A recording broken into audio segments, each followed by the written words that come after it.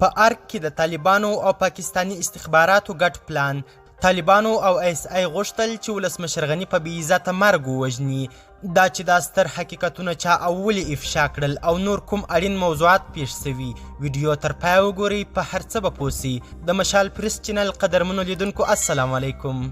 د جمهوریت د وسلوال ځواک ویاند وایي د سقوط څخه 15 ورځې مخکې د ولسمشر د وژل کېدو پلان څخه خبر سو.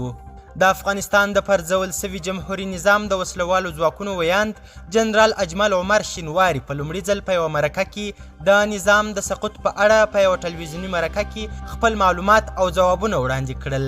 هغه په دې مرکه کې څرګنده کړه چې د نظام د سقوط له ورځې یعنې یکشنبه د اګست 15 څخه 15 ورځې مخکې د چهارشنبې په ورځ د ملي امنیت شورا په یوه غونډه کې د ولسمشر غني د وژل کېدو د پلان اطلاعات له امنیتي چارواکو سره شریک سوي وو. د ده په خبره په دې غونډه کې وویل سول چې د ګاونډي مغرض هیواد یعنې پاکستان استخباراتو د ولسمشر غني د وژل کېدو پلان برابر کړی. اجمل شینواري دا هم وویل چې د دغه اطلاع په اړه په غونډه کې کوم مستند سند وړاندې نه سو، خو وویل سول چې د ولسمشر ترڅنګ د حکومت د مشرتابه د یو شمېر غړو ژوند له خطر سره مخ دی.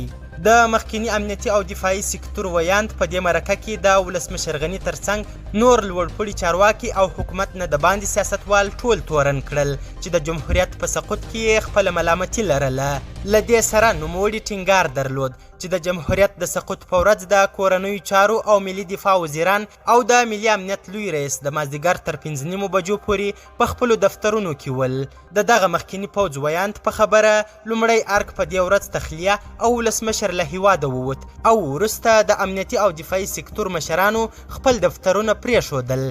اجمل شینواري دا هم وویل چې د پوځ مشرتابه باید د نورو هیوادونو په شان له سیاسي پاشلتیا څخه وروسته د هیواد واګې په لاس کې نیولي وای او د سقوط مخنیوی یې کړی وای. هغه دا له وخته مخکې خبره وګڼله چې د سیستماتیک سقوط په اړه له ارګ او امنیتي شورا څخه پوځي چارواکو ته زنګونه وهل سوي او ویل سوي چې سیمې طالبانو ته پرېږدي.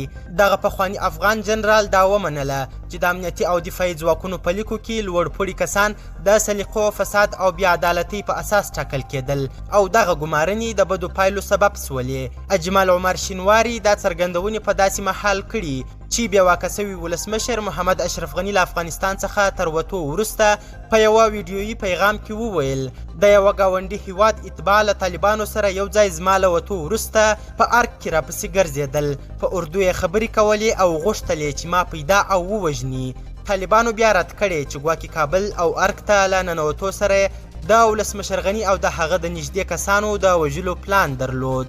قدرمنو لیدونکو زیاته مننه کوم چې له مشال پریس سره مل یاست. زموږ همدغه چینل سبسکرایب او ویډیو در سره شیر کړئ. تر بیا او بلې ویډیو د الله په امان.